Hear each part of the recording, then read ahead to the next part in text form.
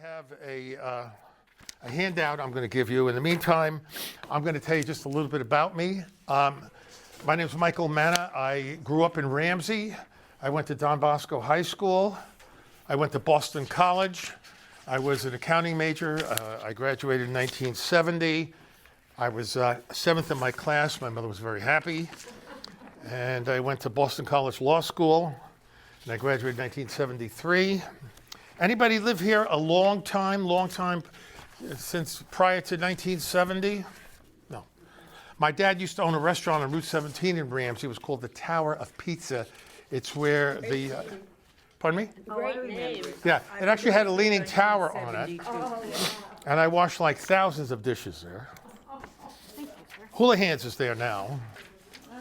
And I didn't want to go to college. My father said, well, you don't have to go to college, just stay here and wash dishes. So college looked better. Okay, so in any event, I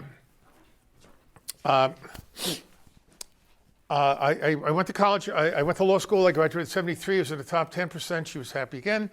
I went to work for a CPA firm, which is now called KPMG. They're the third largest CPA firm in the world. I worked in the tax department doing nothing but estates and trusts. I left there, and I have been practicing law in both New York and New Jersey for the last 47 years, 46 of which in my own office in Ridgewood. I've been there for 46 years. I have been teaching this course on and off since about 1985. I've taught it in Ridgewood since 1976. I get a lot of clients wanting to know about guardianships, okay? Should we have a guardianship for mom? Well, in order to become guardian, you have to prove that mom is incompetent. And how do you prove that mom is incompetent? In New Jersey, you have to have two doctors examine mom. Doesn't matter if they're proctologists, they have to have MD after their names, who have examined mom and have concluded not that she's a total loon, but that she's incapable of handling her own financial and or physical affairs, okay? She may be competent to know where she wants to live. She may be competent to know what she wants to have for dinner, but she may not be competent to handle her finances. She may not be competent to make medical decisions for herself, okay? And so you have to have two doctors conclude that she's incapable of doing these things. And within 30 days of the first exam, you must file a complaint for guardianship in the probate court or the equity court, court of chancery, in the county in which the person is a resident. Okay, and so you think grandma is cuckoo, and so we want to get two doctors to examine her, and let's assume we get lucky she cooperates and we get them. And I use forensic geriatric psychiatrists. I use them. They're rather expensive. They cost $1,500 an exam. I don't get a dime from them for it, but I like using them because they know what they're doing, they know what to look for, they know how to write a report, and if it turns out to be contested, they have had a lot of experience testifying about these kind of cases, okay? But within 30 days, you must file the first paper for a guardianship, the complaint for guardianship that you want to become the guardian. If it's more than 30 days, you're gonna send the person back, the doctor back again for a second exam, and it's gonna cost you more money. I don't know if it'll cost you another $1,500, but it's going to cost you more money. So there's a lot of information I need to know. I need to know who all the people's relatives are. They all have the right to know. They're called parties in interest. I need to know what the assets are. We have to prepare the complaint. And I don't want you to come back with I don't want to get the doctor's report on day 29. Now it takes me 2 days to get my paperwork done. Now it's the 31st. Now because of me, you got to go back and pay the guys to do it again. You're not going to like that. So I like to get all the legal stuff done in advance. And just waiting for this so we can go down and do it. Now, once you file, the first thing the Supreme Court is going to do is they're going to name a person to be an independent attorney to represent the alleged incompetent, okay? And of course, if you want to do this for your parent, let's say, you'd have to hire a firm like ours to do this, and we charge by the hour. How are you? Have a seat. And we charge by the hour, and you'd have to hire us, and you'd have to pony up the money. We usually get a retainer, which is kind of an advance on our fee, and and we charge by the hour to do it, okay? If you're successful, the court will order that you be reimbursed for your expenses from the alleged incompetence estate.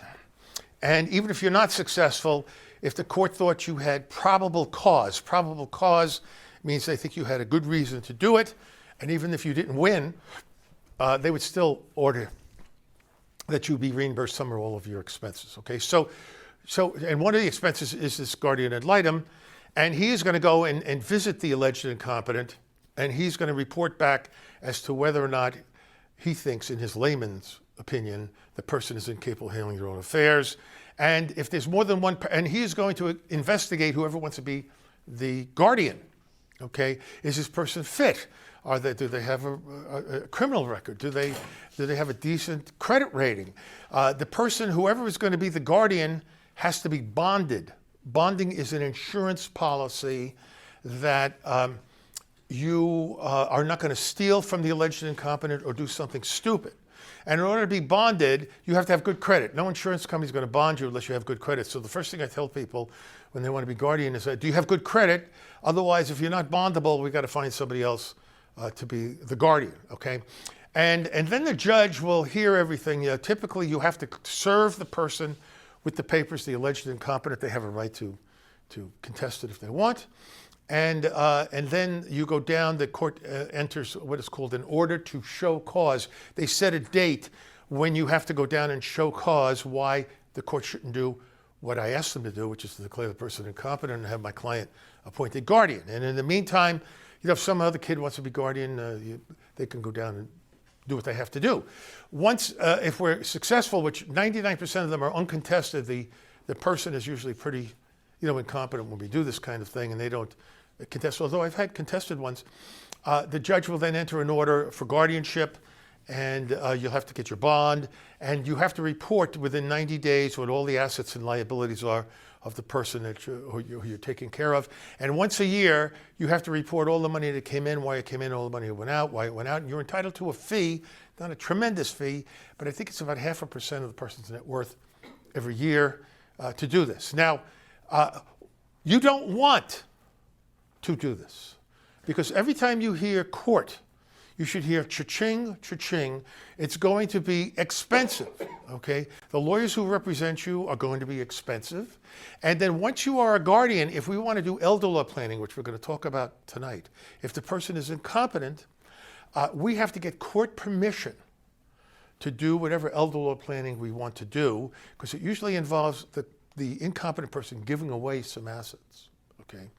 And they used to prohibit that from incompetent people doing that. And then the Supreme Court in New Jersey said, competent people can do elder law planning and protect their assets if they get sick. If we don't let incompetent people do it, we're kind of discriminating against the handicap.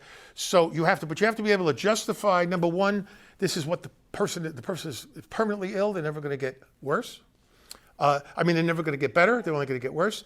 The people who are going to get their assets from some plaintiff, which we're going to talk about tonight, are probably the people they would have wanted to get it anyway.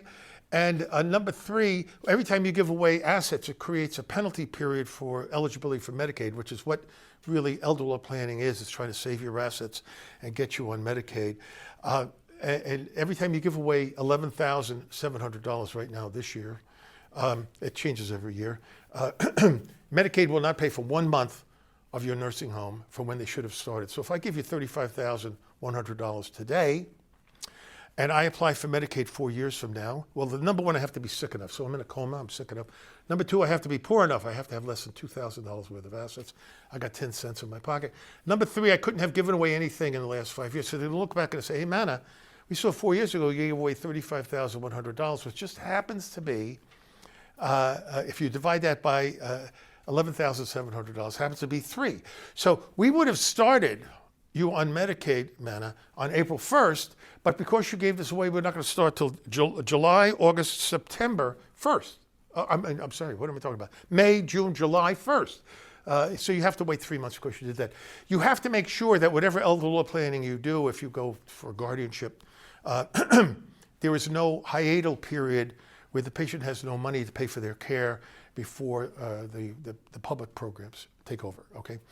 And again, what you want to do is you want to stay away from guardianships. And the way you stay away from guardianships is to give someone your financial power of attorney, which we're going to talk about. But you must do that when the patient is competent. And once the patient is incompetent, I get people calling me all the time, Mama is cuckoo.